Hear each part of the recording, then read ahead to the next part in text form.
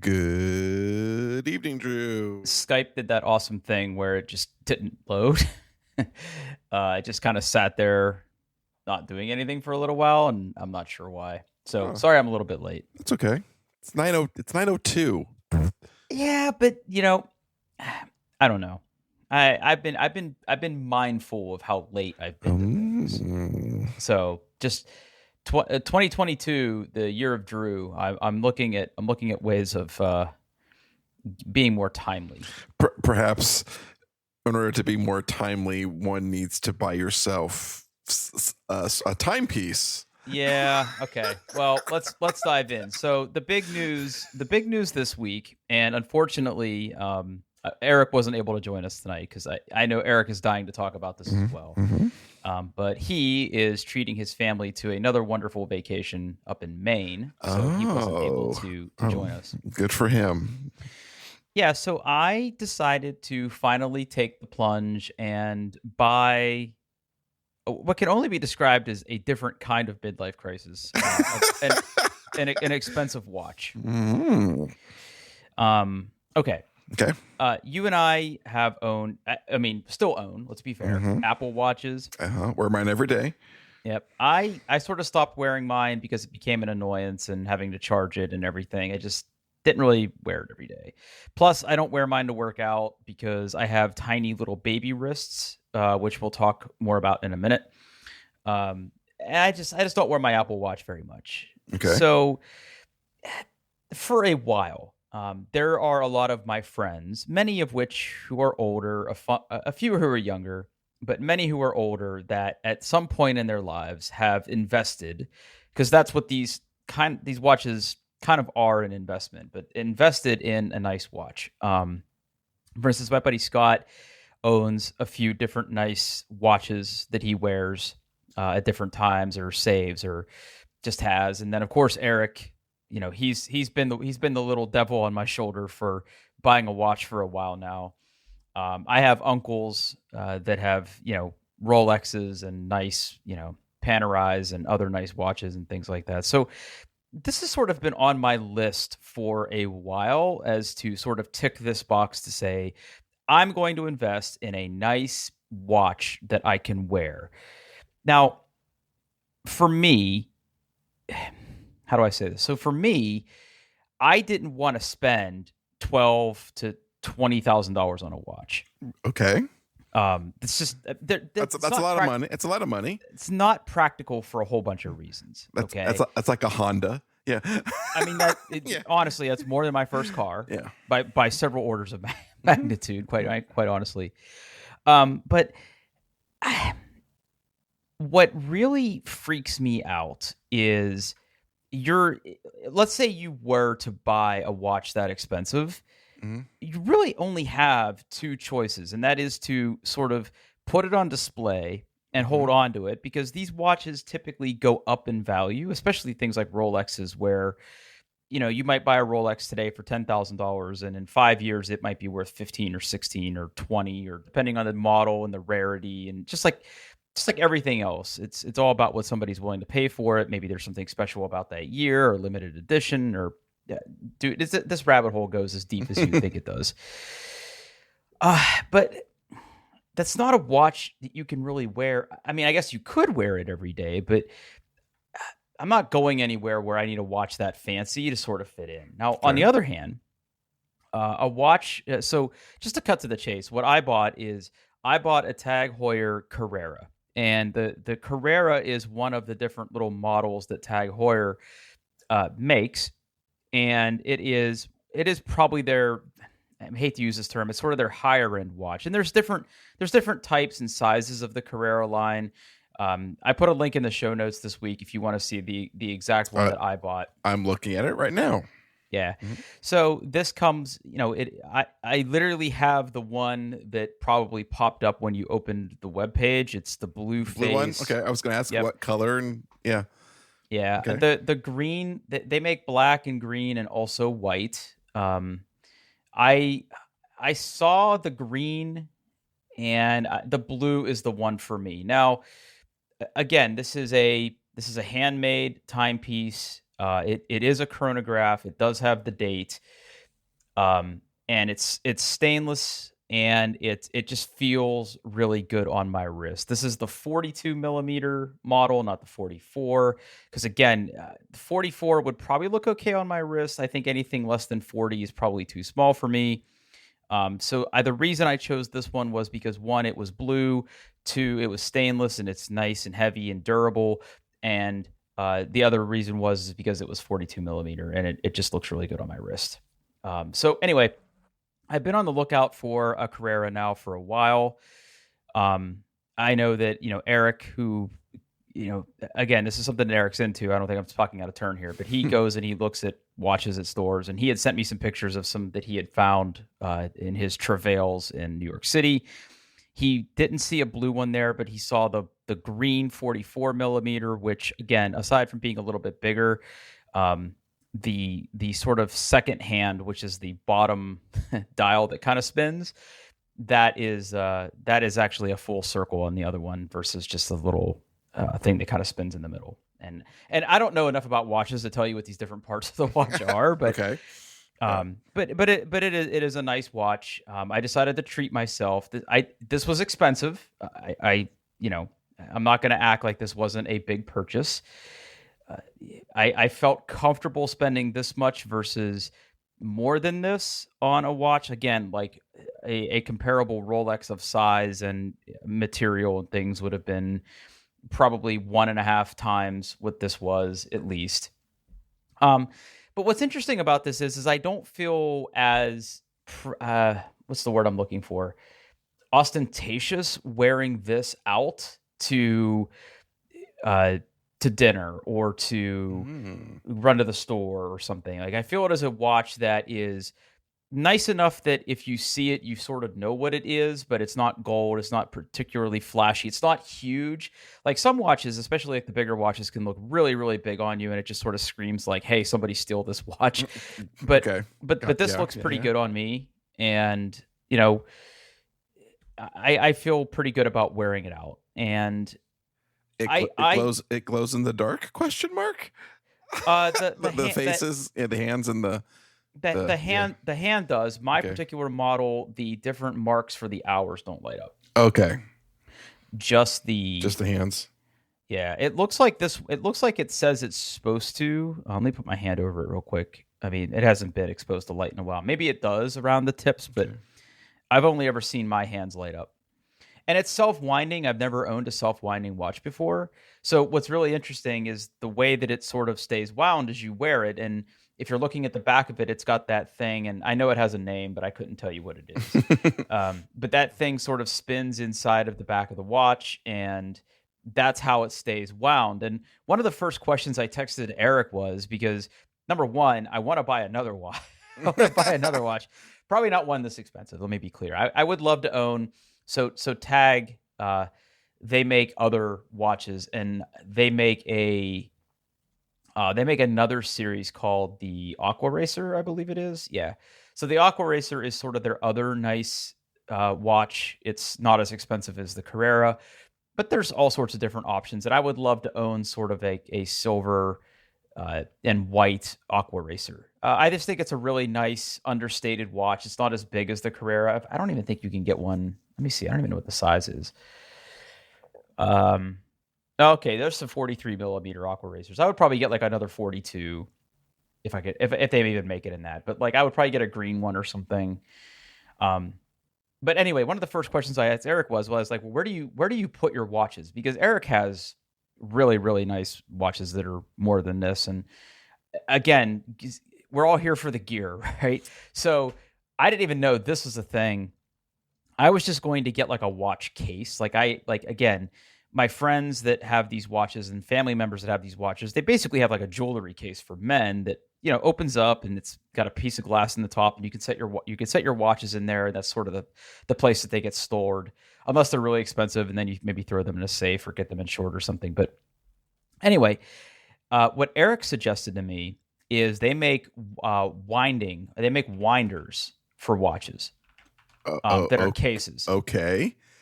Okay. Yeah, let me see if I can find one here. I'm trying to find the one that he sent me. Okay. I mean, this is very similar. Oh, okay. Okay. So like did they move the watch while they Yes. indicate? Okay. Yeah, so Okay. so so if you watch the video of the one I sent you, oh god, the music is so loud. But but Okay. you if you sort of watch the video, you'll see that the watches sort of sit on what are like little Hmm, hemispherical things, and you sort of put your watch on there, and then you put them in the case, and then some of them are battery powered, some of them you plug in, and they rotate. So they rotate the watches around, which then move that mechanism on the back, which keeps the watch wound, because you don't want to pick up a watch that's been in your case for a few weeks and have it not, tick. So so his suggestion was, this is sort of what you need to get, is something that can display your watches and still wind them when you're not wearing them. So that's like the next like thing I need to invest in. Huh. And again, I'm new to this culture. I didn't even know this was a thing. I'm still learning about all Huh. the different parts of the watch and how it's all put together. Um, but I'll be honest with you. Um, I Hmm. definitely like the way this watch looks on me. I like the way it feels on me. Um, I still have a twinge or tinge of Both. buyer's Yes. remorse Oh, really? Just because of the price, just because or of the price. okay? Like I've never spent money on something like this. I've spent money on like stuff for my house. I've bought expensive cars. I have bought expensive computer equipment. I have bought It's essentially jewelry. it is. It Yeah. is jewelry. And Yeah. I've never like I don't know about you, but there was definitely a period of time where teenage boys all needed to get a gold necklace. I've been And there. Been there. that Yep. Yep. that wasn't me, and I never had a gold necklace. Like I barely wear my wedding ring, much to the chagrin of my wife. Um, but I Ladies. have, yeah, ladies. But I'm not a jewelry guy. However, I can't really fully explain to you why I'm so enamored with this watch. I love it. I truly love it. I've I'm even glad. j even just walking around the house here, because I work from home, Hmm. I put it on, it feels good on my wrist. Um, I don't know, like, it just feels good, like, I feel like that is again, without sounding incredibly douchey about it, it feels like a status thing. Like, it feels Yeah, like I see that. Yeah. yeah, like, it's like, "Hey, you made it." Like, you can buy an expensive watch, and I think expensive is relative. I think that, you could spend $500 on a watch and it could still be, expensive for you. Or you could spend $37,000 on a Rolex. I'm not naming any names. Uh, Mm. like I just I like it, and I could see the appeal of this particular culture. I again, my hobbies sort of ebb and flow. I have had many hobbies that I have jumped feet first into and sort of tapered off. But what's interesting about this is, again, I see the appeal of having different timepieces for different outfits or things that you wear, maybe something that you wear every day versus where you wear for really special occasions, or buying a watch as an investment, because again, some of these things actually go up in value. Like Rolexes go up in value. Like that is just like death and taxes. Like they all pretty much go up in value. So that the Rolex you buy, well, just actually here, let's do this live on the air. Okay, So I'm ready. because I know people that have done this. So let me just see here. Rolex. I'm going to eBay real quick. Okay. Oyster Perpetual. Um, let's see here. So and again, I don't know the different series of these, but um, you can go online and you can find different years and different sizes and different configurations and different materials and things. Where if I look at a Rolex from 2000, like okay, so here's a perfect example: a 2008 Rolex Oyster Perpetual. Um, I don't know what that was new. I can see what somebody's selling it used for on eBay, and I bet you it's probably more than they paid for it. Hmm. And again, like you could take these to consignment stores, you could take them to jewelry stores and do things like that. And I just know that those type of things hold their value. And I think that the Carrera from Tag is one of those type of watches that would really hold its value pretty well. So it's part investment, it's part jewelry, it's part just it's an accessory that I feel comfortable wearing, and I like it. I like it a lot. Like I wasn't sure how I was going to feel about buying something so expensive for something that isn't like. God, I sound like such a douchebag. Well, let me try it this way. I have bought expensive cars. Yeah, At the end of you the have, day, yes. like at the end of the day, that's still a car that gets me from point A to point B. It is still something that I need in my life. I don't need this watch. I don't. Okay. Yeah. Prior to having this watch, if I needed to know what time it was, I would either ask Mandy, who has a watch on, or I'd look at my phone, or I'd look at the clock in my car. I don't need this watch, right? Or if I bought something expensive computer wise, even if it was only for gaming, it was something that that's just like my main hobby. I don't necessarily feel bad about that.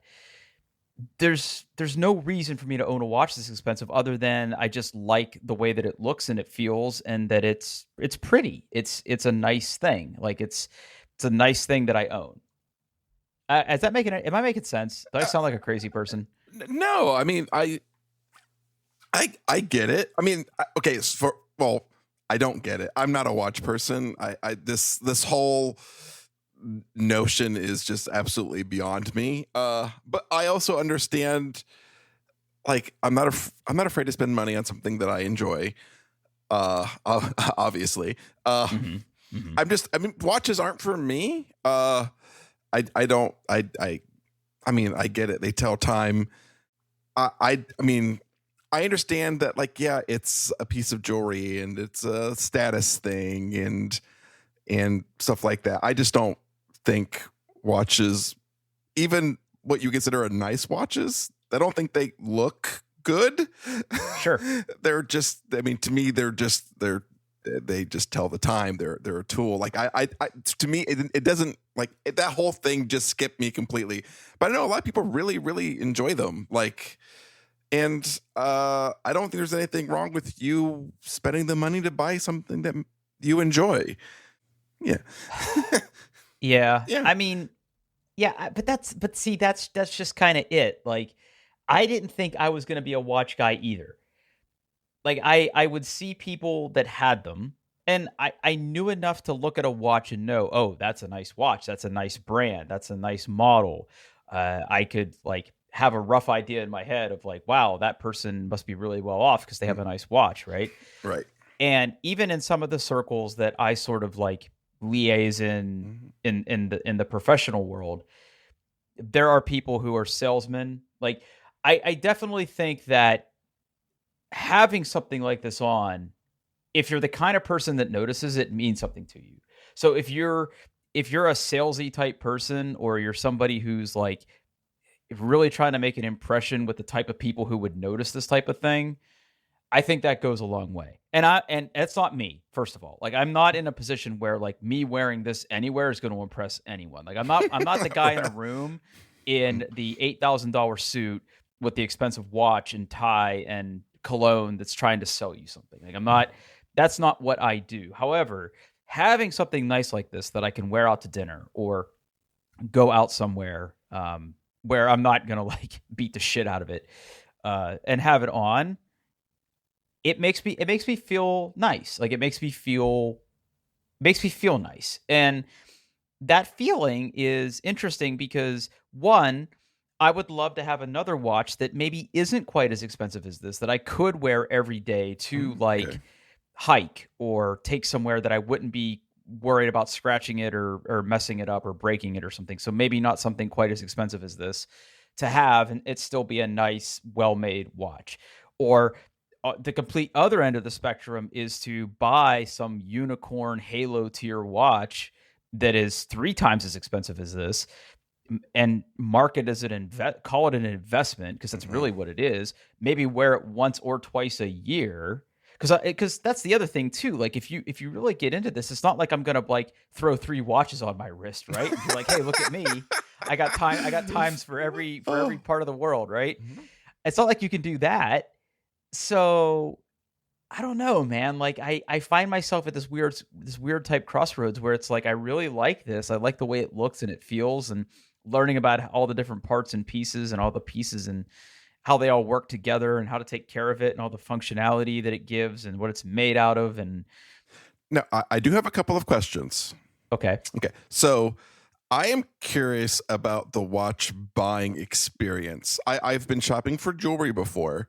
Yeah. I imagine it's very similar to like buying jewelry, maybe even the same place. I don't know. It is. Okay. So yeah, so here in Ohio, the big jewelry store here in Columbus is the Diamond Cellar. There's two locations, and they are a certified location for Tag. You can or for Tag Heuer. They also sell, Patek. They sell Rolex. They sell other high end watch brands. Brands. Some that aren't as expensive either. But when I told my buddy who owns a few of these watches, like, hey, I think I'm ready to do this, he sort of pointed me to the Diamond Cellar, and he suggested going to the one at Eastings. It's a little bit bigger, but there's one here in Dublin, and it's just I again got a wild hair at my house on a Saturday. And I said, hey, can we before we go to dinner? I'd like to go see what they have at the Diamond Cellar, and it's the experience, right? So you sort of walk in, you're greeted, hey, I'm here to look at some watches, and they sort of asked, well, what are you looking for? And I had a couple models that I had done some research on, this being one of them. I will say that uh, some of these are a little harder to find than others. Like you can't find Rolexes right now at all. Interesting. Okay. Yeah, funny enough, and I didn't know this, but people who were big into crypto, like they converted their crypto into Rolexes. So, there's Okay. a lot of crypto millionaires out there who basically went, which let's be honest, like to me that's a form of money laundering. Like that's how I look at it. Like they converted their Mhm. fake internet money into real Mhm. watches that are Mhm. of value. Anyway, so I came in there, looking at Rolexes. I certainly wasn't going to be able to justify buying a Rolex as my first watch, but anyway, I was curious to see what they had, and they had some, but they were their quote unquote exhibition models, and none of them were for sale. But they did have a Carrera. They did have this particular Carrera in blue, which is what I wanted. They didn't have the 44, but they had the 42. So I tried it on, and that was like Eric's number one rule. He's like, don't buy a watch until you see how it looks on your wrist. And I put this thing on, even though it wasn't sized for me correctly yet. I'm like, yeah, that's the perfect size for my wrist. I loved the way the blue color looked. Um, and I said, how do we make this happen, right? Because I was like, yeah, I'm gonna do it. And they after they sort of size your wrist, they sort of take it and they remove the links and size it and clean it and set the time and everything. And this particular jewelry store had a full alcohol bar, so Oh. I went over there and got less stressed about the purchase before Mm, dinner. So that Okay. was fun. But it was exactly that. I mean, they go behind the counter, they bring it out, they show it to you, they let you try it on, they sort of talk about it, you know, talk about the warranty and the authenticity. And that's the other thing too, like because these are collectible things, the box that it comes in, it comes with a little card that gets signed by the jeweler who sold it to you, and it's like it's official thing. It's got like this, so it's basically looks like a little credit card that basically Mm. authenticates the watch. So I have the box, I have that. So if I was ever going to sell this thing secondhand, like I could say, like, look, here is all the stuff that came with it. This isn't like a knockoff that I got off the street somewhere. Like this is the legit thing. This is the one it came with. Like all the numbers are going to match. Like it's sort of that experience. So yes, it was a jewelry store experience to buy this thing. I think that if you live in a bigger city like New York, I'm sure there are shops that specialize in these types of things versus going to like a jeweler. But here for us in flyover country, like that's the best you're going to get, I think. Flyer. I love it. I love it. Yeah. Now, you mentioned the color and the size. That what else about this watch made it your watch, Drew? Just the model pretty much. Okay. Just because again, with the different models that Tag makes, so again, they have several different collections as they call them. So They actually do make like Tag does make a smartwatch, but I think it's Android. And I have no interest in that at all. So there are several different models that they make, and the Carrera is sort of their higher end, the one you want to get. The Aqua Racer is also kind of a nice one, and a lot of people have Aqua Racers, and that is more of like an everyday smash the shit out of it type watch. It's if I was still scuba diving, like it could be a diving watch, that type of thing. Okay. But the Carrera is sort of the higher end model. So I knew that if I was going to get into this, I wanted something that, again, if you're the type of person who sees this thing and sort of realizes what it is, oh, it's a Carrera, it's a nice higher end tag, right? So there's that little bit of cachet about that particular model that I wanted. And then, of course, the material, it's stainless, it's not gold, it's not platinum, it's not any precious metal, I guess. I mean, it's stainless, so it's got some heft to it. It's durable. It's very shiny. It'll clean up nice. And then I really wanted to find one with the blue face for a number of reasons, just because I love the way that the contrast sort of looks. Honestly, man, like the pictures on the website really don't do it justice. And like I posted a picture on Instagram of me wearing it, and even then, the deep blue, like almost indigo blue of the face with the silver hands and the silver frame, it really just looks really super sharp. So, yeah, I guess I'm a watch guy now. I don't think I'm officially a watch guy until I buy a second one. Well, get on that. There definitely are. So there again, if I found an Aqua Racer, I would probably buy it. It's a fraction of the price of the Carrera, really, if I'm being honest. Like the Aqua Racer I would be looking at is probably at least half, probably less than half of what I spent on this. And again, it would just be another watch that, maybe I'd get a different color. I mean, they make one that's orange that I think looks pretty sharp. There's some that are blue, some that are green. Some that don't have date. I don't think any of the. They do have an Aqua Racer that has a date built in. Anyway, there's some that have diamonds. I don't know. I don't know, buddy. Like I would love to own another one. I don't know what that other one is yet. But I will probably buy some other watch at some point. I just don't know what it is yet. But that was my big purchase, and Eric was proud of me, which that's a certain type of dopamine that it's hard to explain. I mean, I've met him. Yeah, I get it. Yeah. But I think he's a little mad at me that I didn't come to New York and go watch shopping with him. But I knew what I wanted. I mean, yeah. I knew what I wanted, and if I had found that model there, I probably would have bought it there and paid like more outrageous sales tax or something. But I'm sure about that. Yeah. Yeah, I knew what I wanted, and the fact that I was able to find it here and I'm happy with what I got, that's the main thing. Cool. Very cool. Well, now that I've rambled on about that for 28 minutes, and I still want to get Eric on the show to talk about it because he can explain all the different features of my watch that I haven't discovered yet. But I would love to hear him talk about watches. Yeah, I would love that. All right, let's talk about something that you love. So this is just really a little bit of follow up. I bought the M2 MacBook Air when it went on. Well, the day after it went on sale, in the midnight color. I've been using it a lot. It's my personal laptop. I record this podcast on it. I've been watching shows on it. I've been coding on it. I've been, living my computer lifestyle on it. And I really think this is my favorite computer that I've ever owned, Drew. Okay. Not that it's just the best. It's my favorite. I love this thing. I love it. Love it, love it, love it, love it, love it. I just want to eat it up. Don't do that. I mean, it's fast. It's incredibly fast. And one of the things, coming from, yes, I have I have an M1 MacBook Air for work, but yeah, that's work. But I think one of the biggest things that I really didn't notice, or I didn't realize I would be a big difference, is, my old personal computer was an Intel machine. This computer is just as fast, whether it's plugged in or not. And I know like that shouldn't make a difference, but those Intel chips, like they just wouldn't work as good when they're not plugged in, right? They're drawing so much power, they got to throw all things down or the battery will die. Sure. This thing just is the same all the time.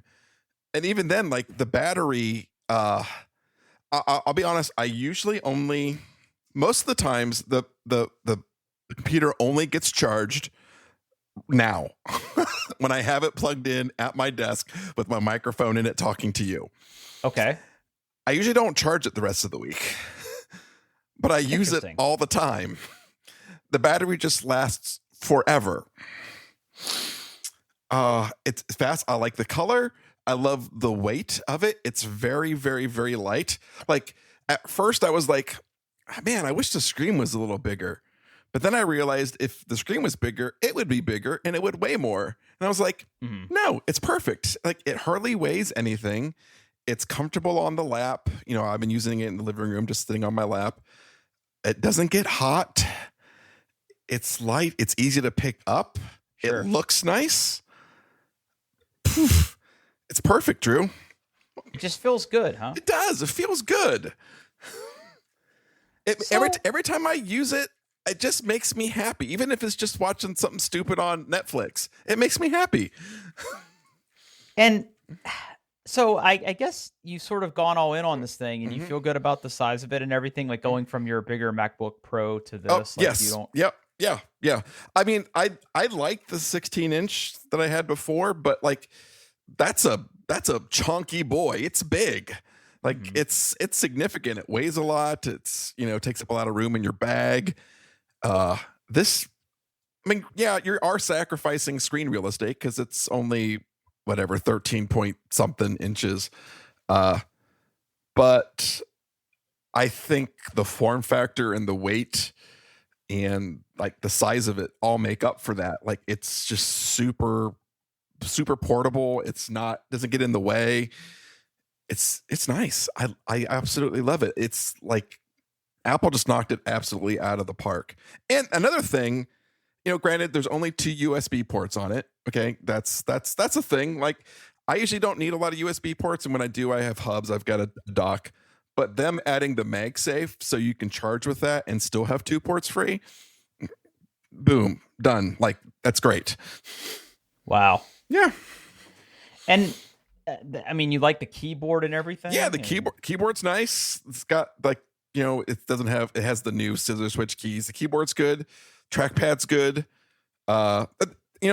If there is one thing that is poor with it, it's still the speakers. They're just not as, I've heard the speakers are not great. They're not great. I mean, considering the speakers are built into the hinge, which sounds absurd. So they sound a little tinny, but considering what they're doing with it, like it's amazing they sound that good.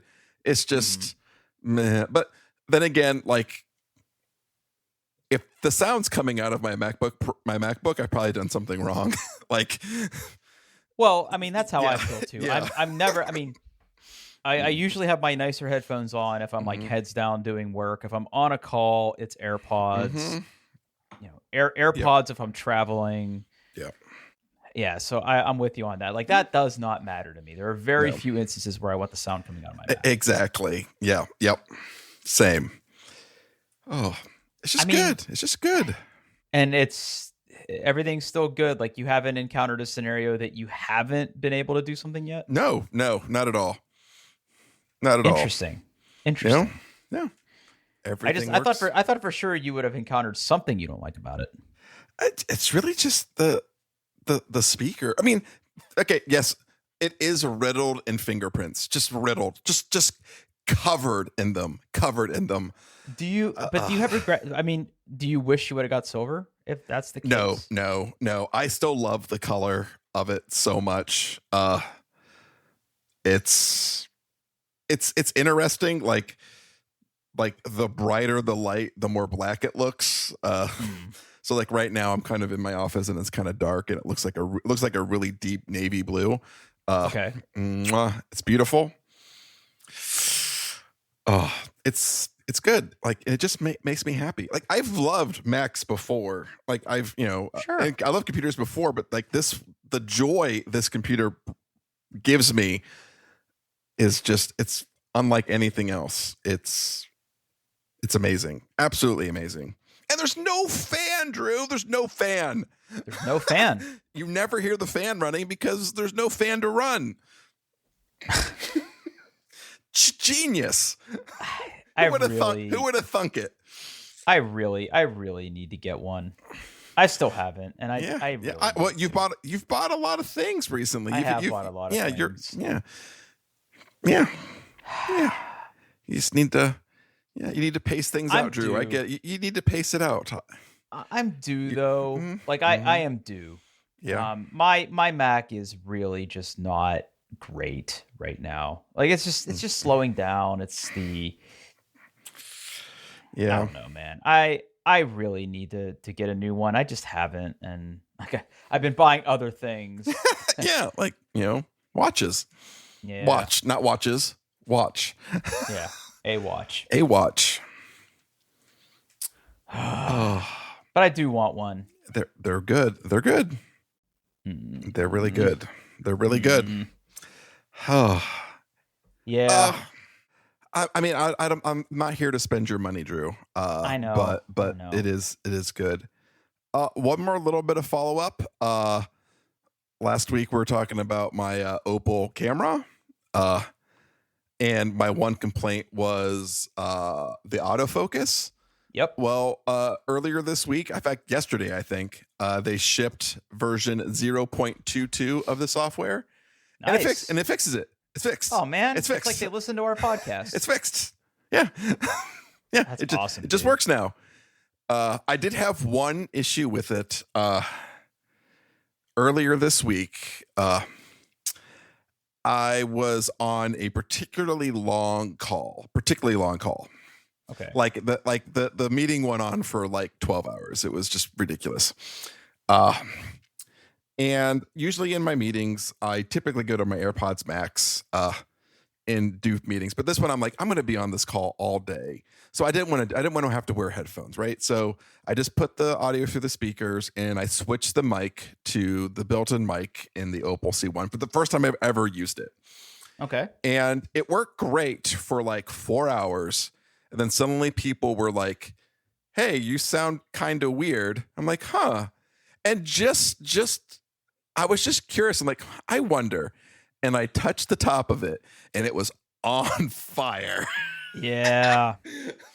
It's interesting. It was hot. I'm like, ooh. I wonder if something.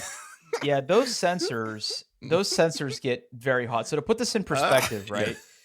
Yeah. Prior to me buying my Sony, the image sensors and image processors in those cameras get extremely hot the higher resolution you go. Yeah.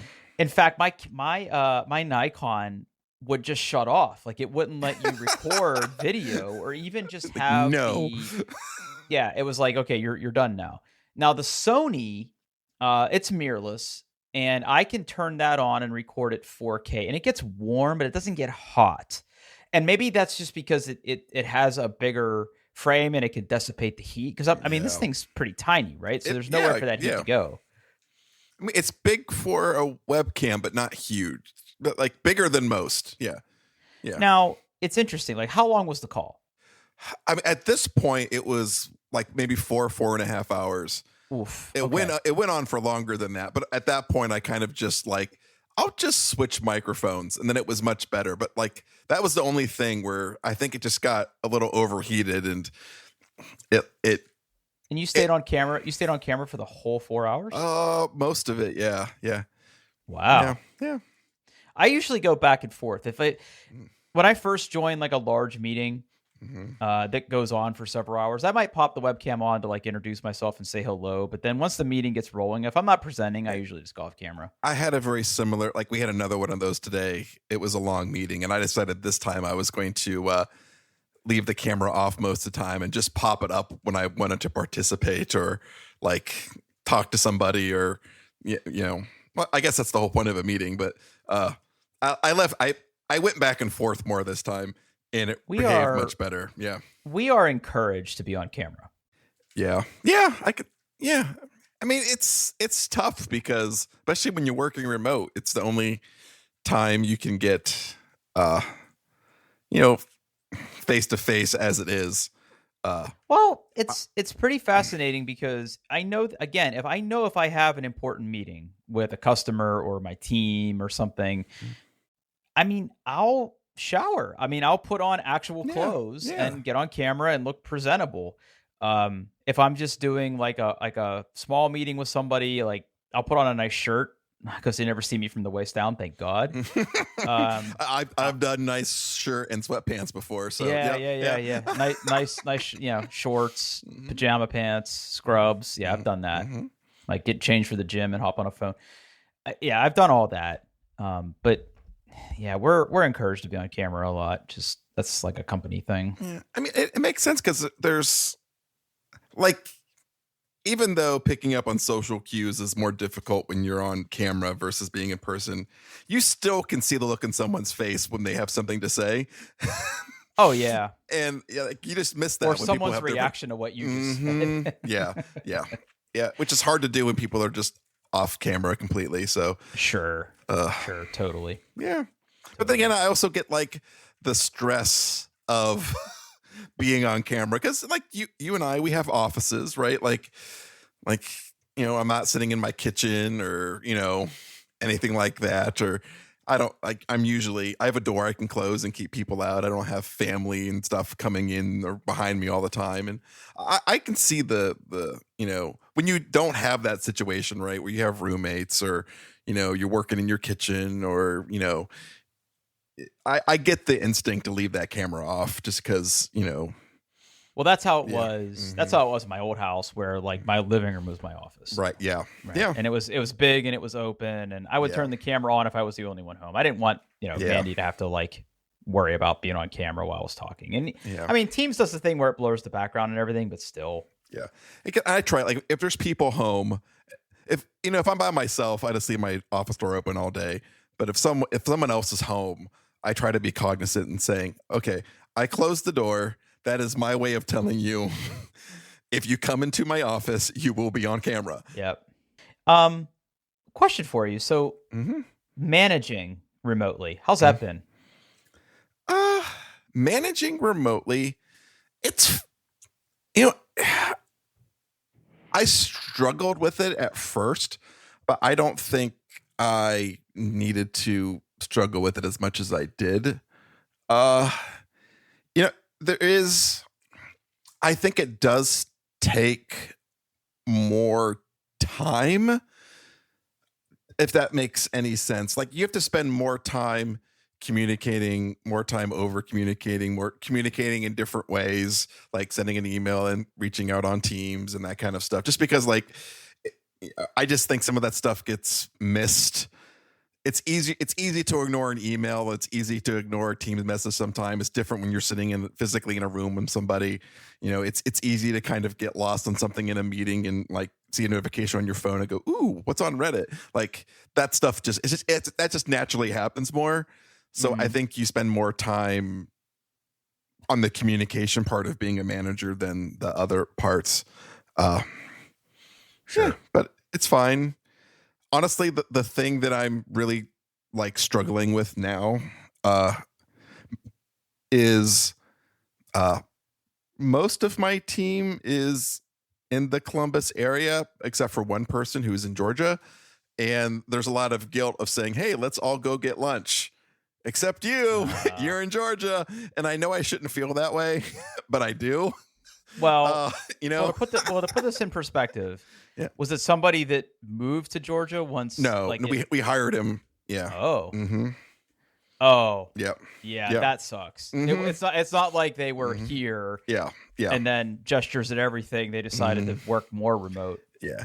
And like he's flown to Columbus for like the holiday party and stuff. And there's money as at least where I work, as they started opening things up to remote work, they did make the concession. Okay, like, yes, you can hire people in these particular, like, there's rules about what states you can do, and sometimes it gets Yeah. complicated. Yeah. They're like, hey, 4 times a year, you can fly them in, like we'll pay for everything. They encourage you to do it around social events or company sponsored stuff. Uh, this particular guy actually has a relatively newborn, like a really young, like less than about 6 months old, I think now. So like he's kind of hesitant to like travel right now, which I totally get. Oh yeah. But yeah, that will change, and he'll come back out and see everybody. But yeah, there's Yeah, just I've been it's that part. I haven't figured that part out yet. Yeah, I think it's hard for our team. We are a global team, not just a nationally distributed team that I'm on. Mhm. So I have a lot of colleagues and counterparts that are spread across different time zones across Europe and things. And getting us all together as I guess the word is department.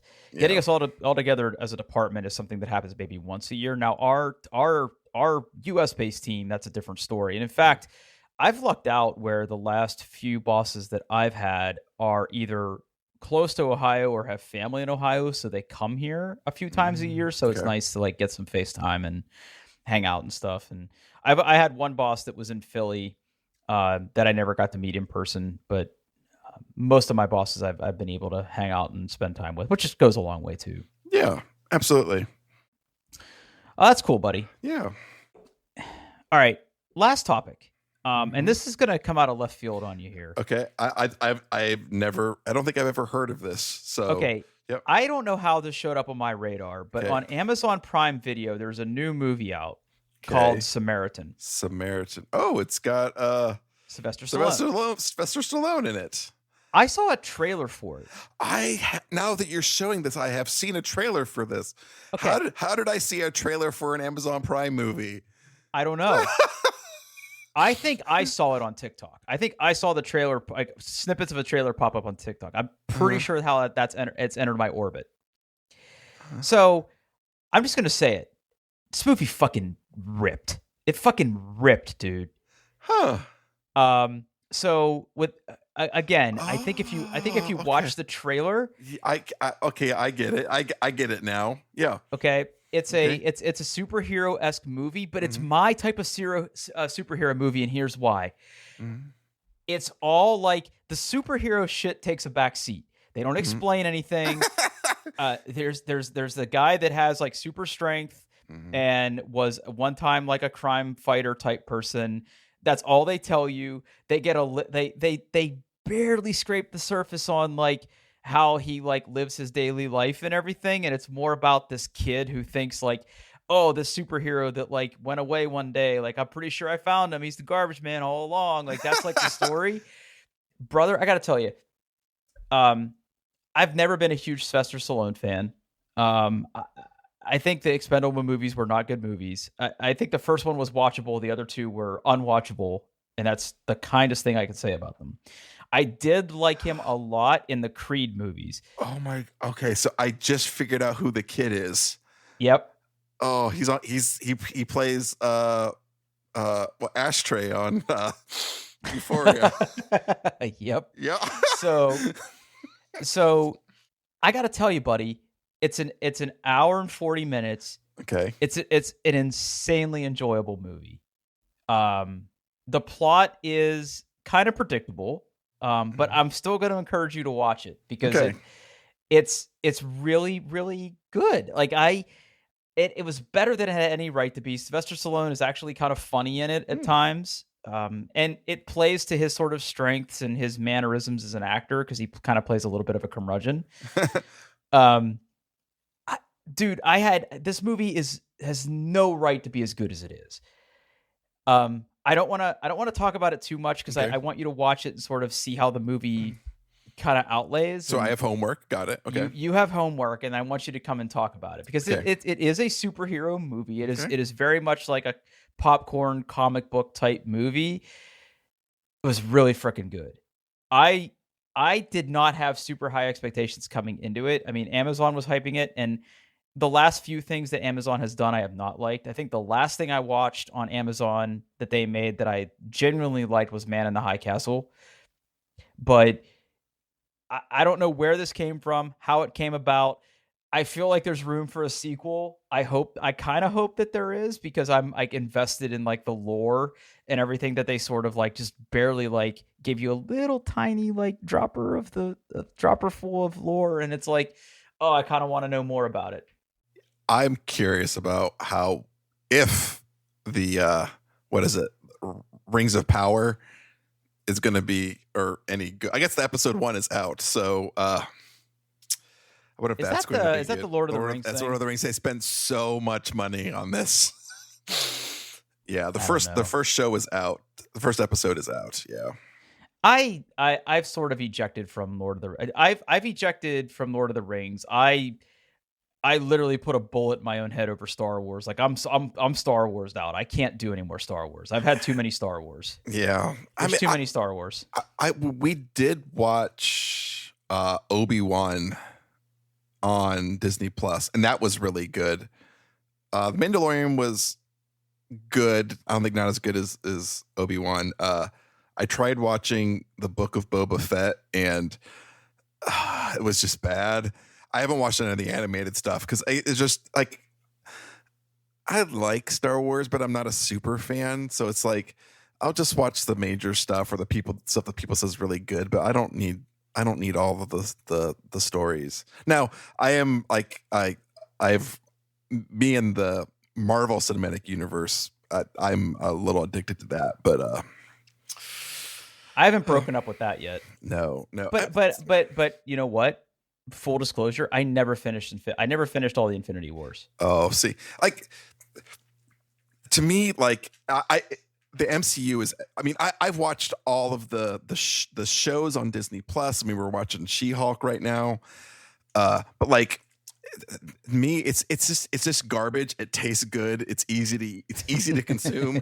I know it's bad for me, but I love it. And, Sure. you know what I like, Drew? If it's a Saturday and I want to take a nap, you know what I do?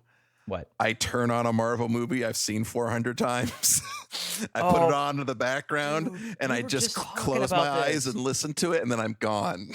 You know what does it for me? Old episodes of Top Gear. I can put that on. I can put that on. I've seen all 18 seasons of that show. And The Wire is another one. Like, I could put on an episode of The Wire and just drift off to sleep. But usually it's Top Gear or The Wire. I'll go back and forth. Yeah. Sometimes The Office. Like, those are the ones I'll put on if I really just want to like kind of zonk out for a while. But yeah, I think you'll like Samaritan. Okay. I've been wrong before. You can come back next week and yell at me if you want, but watch it. I think you'll be pretty surprised, and then we can talk about the finer plot points and do spoiler alert and all that shit. I will watch it before next week. I'm committing right now. It's a long weekend. I will do it. Yep. Okay.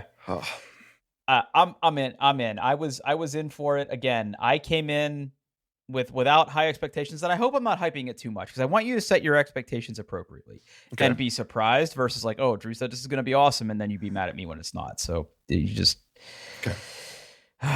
All right, we need to wrap this up because I have to go through like 200 pieces of junk mail, because I'll tell you what, once you become a notary and people can find you, holy shit, dude. Oh shit. I get so much junk mail. I get like, I got like notary supply stores crawling up my ass. Hey, did you buy your supplies yet? Did you buy your supplies yet? Here, go to this website. Here's a catalog. Go buy this. I get so much mail now. Interesting. Holy shit, I get so much mail now. Apparently notaries are like the one business where people still get mail. Huh. And I was doing so good. Like, I barely get any, I barely get any junk. Well, before, pre-notary, I barely got any junk mail. Like, we would get a couple catalogs that my wife's like legitimately wants, because it's like Athleta and stuff that she likes looking at. Okay. And bills. Like, that was it. And I've gone paperless on most of my bills, if not all of my bills, except for my water bill. I've gone paperless on all that. Junk mail is usually like the flyers that the post office like shoves in your mailbox, or like local guys that come and put like, or hang something from your mailbox, or sometimes like a coupon book. But I had gotten very little junk mail. Now that I'm like a public figure, technically, like my mailbox is full of shit. So well, I still have the PO box. Box. Okay. So because for the ham radio stuff, because don't be creepy, but I I'm probably going to use that as my business address if I'm able to. I don't know the rules yet. I'm still like figuring out like all the LLC stuff, but Okay. I'm probably going to have to do that. Got it. All right. Well, let's wrap this one up. Yeah, let's do that. Hey, we're on the internet, doingbest.com. We're on Twitter at doingbestpod. I am on the Twitters at Paul Baylor. And where can we find you, Drew? I'm on the Twitters at Pittfurg, Pittfurg. Feel free to reach out and say hello. Yeah. All right, everybody. Thanks for listening.